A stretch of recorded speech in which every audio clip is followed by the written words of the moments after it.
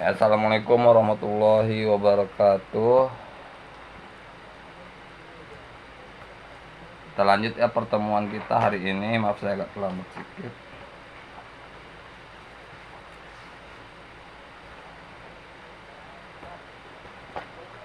Saya absen aja lah dulu ya.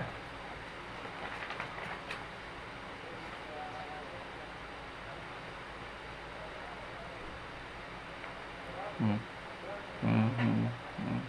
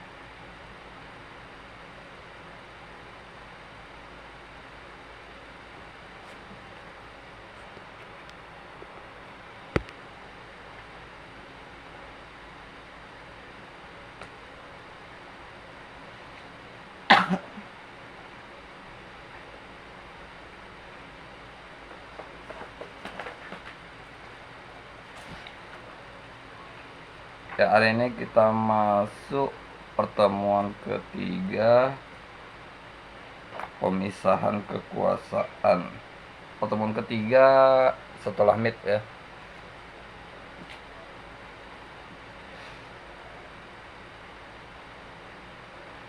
Ya, jadi ada beberapa kalian yang juga sudah ngambil buku ya. Bilang dulu kalau mau datang lagi ngambil buku karena stok awal yang saya kasih ke Pak Agus itu cuma 5.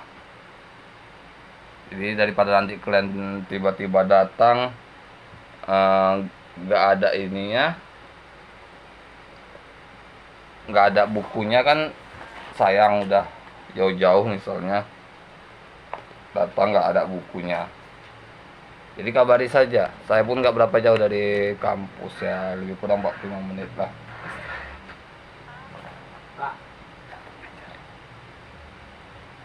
ya.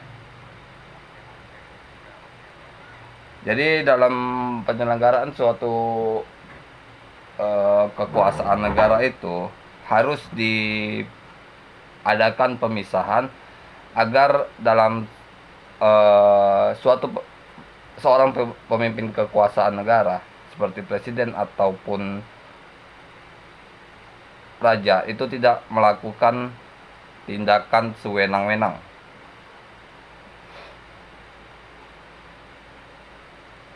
Karena pada masa dulunya juga kita sudah mengenal dengan tipe pemerintahan monarki absolut ya, yang terjadi pada seluruh daratan Eropa, yang menyebabkan daratan Eropa dipegang oleh kekuasaan satu orang tertentu.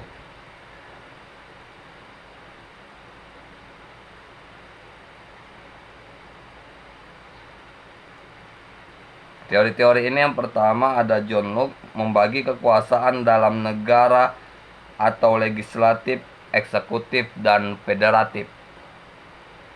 Ya. Jadi menurut John Locke, negara itu dibagi atas kekuasaan eksekutif, legislatif, dan federatif.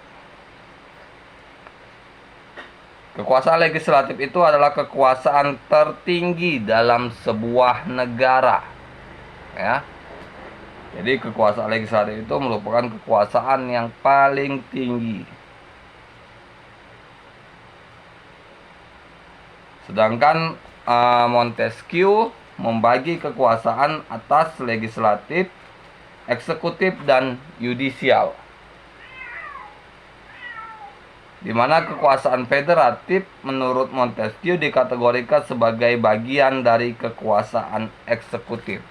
Ya, jadi kalau di pendapat pertama itu adanya pendapat kekuatan federatif. Ya, sedangkan di Montesquieu menganggap bahwa federatif merupakan bagian dari kekuasaan eksekutif. Sehingga Montesquieu memisahkan secara tegas masing-masing cabang kekuasaan eksekutif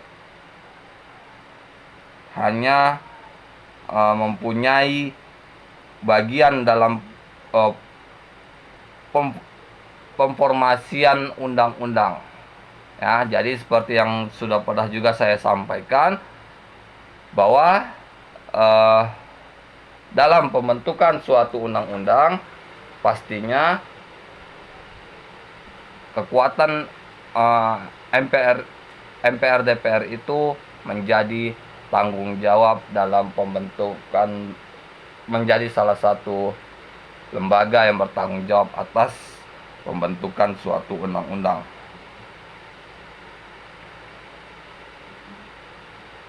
Ya, jadi yang sesaat lagi nanti 14 Februari kita melakukan pemilihan, ya, mereka lah orang-orang nantinya yang duduk yang membicarakan hak-hak kita untuk dituangkan dalam suatu peraturan perundang-undangan. Ya, jika yang kita pilih adalah MPR RI, itu berarti dia kerjanya di pusat yang membicarakan masalah undang-undang. Ya, kalau dia di DPRD itu DPRD provinsi itu dia berada di wilayah kerjanya adalah kantor gubernur provinsi. Kabupaten kota itu ada di wilayah wali kota. Ya.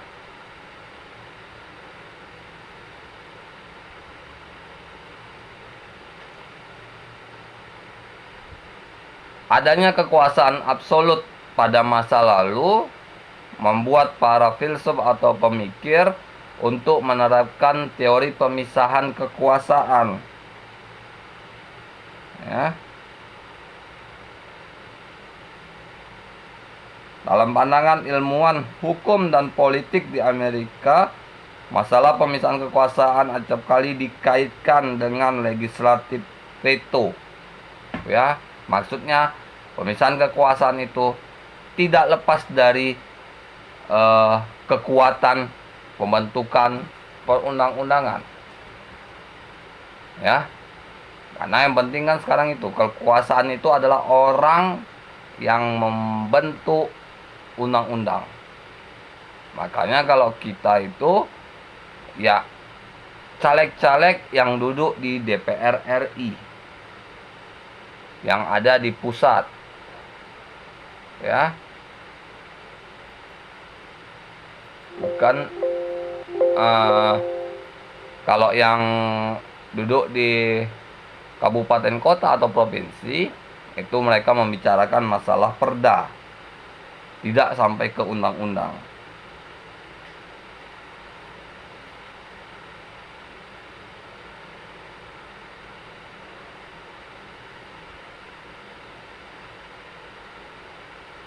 Ya. Awal mulanya pemisahan kekuasaan itu ada di Amerika dalam hal penentangan kekuasaan monarki absolut yang ada di Inggris pada masa itu. Ya. Inggris sampai sekarang pun kita ketahui mereka sistem kerajaan monarki absolut dipimpin oleh seorang ratu yang beberapa bulan atau tahun yang lalu itu meninggal dunia. Ya kan?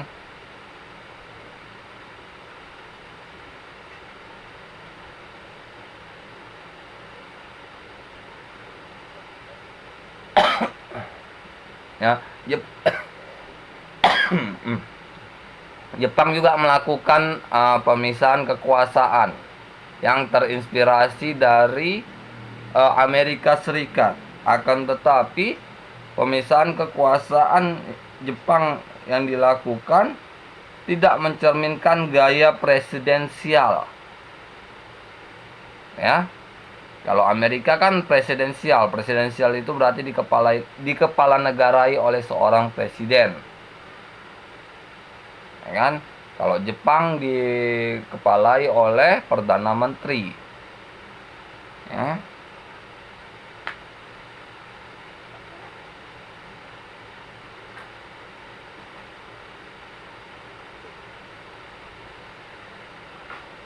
Kita ambil contoh satu negara Spanyol misalnya. Pasca kediktatoran Franco telah berhasil menyusun skema pemisahan kekuasaan dengan meniru model Jerman. Ya. Begitu juga pada pengalaman Brazil. Sampai era tahun 1980-an yang mengadopsi gaya Amerika Serikat, memicu munculnya kediktatoran militer dan had consultant success in leading and constitutional. Ya, jadi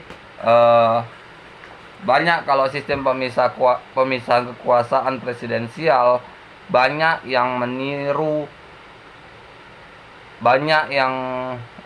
ya sistem dari Amerika Serikat. Ya. Kenapa demikian? Karena memang mereka lah yang duluan melakukan. Ya. Kita tidak bilang yang terbaik, tapi yang duluan melakukan.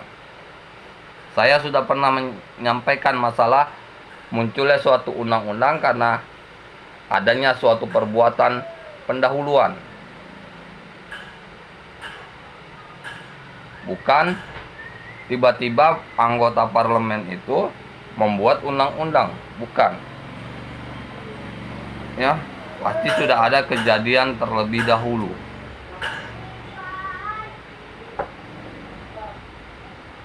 Ya.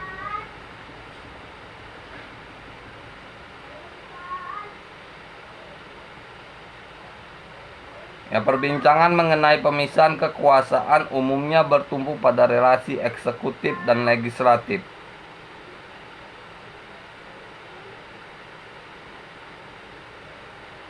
Dan juga terkait dengan sistem demokrasi yang melekatkan kepada perlindungan hak asasi manusia.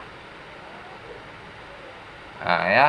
Jadi dalam hal pemisahan kekuasaan ini, para pembentuk undang-undang itu lebih kepada pencipta konstitusi dalam hal upaya perlindungan terhadap hak asasi manusia yang di setiap negara selalu digaung-gaungkan dalam hal masalah perlindungan hak asasi manusia. Ya. Bahkan setiap pemilu itu selalu saja dibicarakan. Ya, kalau kalian ikut dalam kontestasi politik tahun ini, jangan pernah membuka sejarah masa lalu yang tidak kita ketahui benar. Ya, saya sangat kecewa dengan yang aliansi mahasiswa yang ITB apa mana tuh, ya, yang seperti paham sekali sejarah masa lalu, ya, seperti dia hidup di tahun 70-an 80-an padahal dia lahir tahun 2000-an. Ya, maksudnya apa? Kalau kita tahu dari baca sejarah, ya, jangan sok lebih tahu dengan orang yang menjalani sejarah. Ya kan? Kita mau bicara masalah apa? Mohon maaf, tragedi 98. Masih banyak aktivis 98 yang hidup saat sekarang ini. Ya, masih banyak. Jadi kalau hal-hal seperti itu yang memicu kebencian masyarakat justru bukan terhadap pelaku-pelaku yang dituduhkan melakukan kekerasan, tapi pada mereka yang menyebarkan berita-berita yang tidak bertanggung jawab. Ya kita fair-fairan aja, ya politik bersih aja, nggak usah saling menjatuhkan. Ya. Apa contohnya? Ambil contoh dalam kasus yang selalu ada di setiap pemilihan, itu kasus mohon maaf Pak Prabowo. Ya, kalaulah memang kasus Pak Prabowo menang, betul pernah terjadi yang dituduhkan kasus 98, ya. Dari tahun 98 sampai sekarang sudah berapa presiden yang berkuasa? Kenapa nggak bisa nahan Pak Prabowo? Ya, makanya kalau kita ikut konsultasi politik, bicara yang perlu aja, yang kita ketahui. Ya, jangan sok-sokan paling tahu. Ya. Orang toh jenderal-jenderal pada masa lalu masih hidup. Pak Wiranto kan masih hidup. Ya.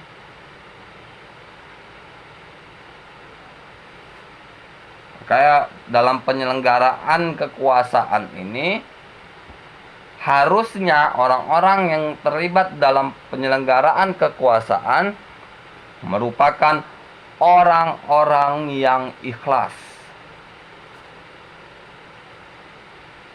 Ya. Ikhlas bekerja untuk rakyat, bukan mencari sesuatu. Ya. Anggota legislatif bukan mencari kekayaan, bukan mencari gaya hidup. Salah kalau kalian mencari kekayaan, mencari gaya hidup, kalian salah. Ikut konsultasi politik. Ya. Malah yang ada kalian kehabisan banyak uang. Ya kan, caleg sekarang minimal 3M. Ya. 3M saya rasa kalian bisa buka butik. Ya. Bisa buka butik-butik mewah, bukan butik biasa-biasa lagi. 3M saya rasa pun bisa buka butik ya sekelas artis pun bisa lah, walaupun stoknya tidak banyak. Ya. Kalau kalian ingin mencari kekayaannya seperti itu, usaha. Atau kalian beli saham di perusahaan PTA, PTB. Berinvestasi di saham. Main saham. Ya. Itu lebih jelas.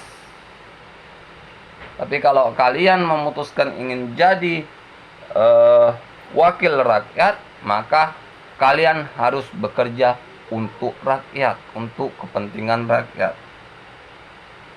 Kalau kalian harus keluar uang 3M misalnya, ya itu resiko yang kalian pilih. Jangan pernah kalian bekerja, ya, berpikir untuk mengembalikan apa yang sudah kita keluarkan untuk mendapatkan pekerjaan itu. Ya, lain. Kalau seperti itu yang kalian lakukan, maka pekerjaan kalian juga sudah tidak ikhlas lagi. Ya kan? Ada tujuan lain yang ingin kalian capai dari pekerjaan kalian itu. Bukan lagi tujuan kalian itu ingin bekerja sebaik-baiknya guna mendapatkan yang terbaik atau menghasilkan yang terbaik. Misalnya contoh, bekerja di suatu perusahaan, ingin mendapatkan sesuatu yang terbaik agar mendapatkan jenjang karir yang baik juga. Itu yang positif. Tapi kalau kita ingin melakukan yang terbaik karena ingin dilihat orang dan dinilai baik oleh orang, itu yang salah. Ya.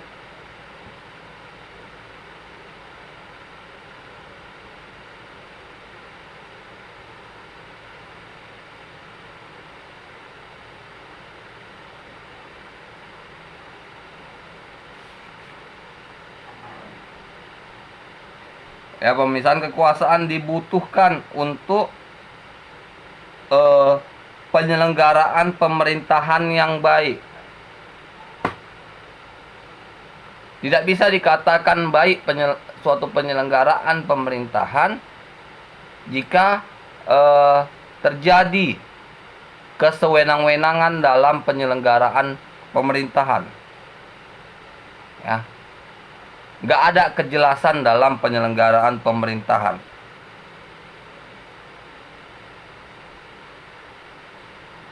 Ya, makanya dalam penyelenggaraan pemerintahan itu memang harus benar-benar sesuai dengan apa yang ada. Kalau kita petugas partai, maka lakukanlah hak dan kewajiban kita kepada partai tanpa mengganggu hak dan kewajiban kita kepada pekerjaan kita. Ya. Saya rasa itu kalau pemisahan kekuasaan.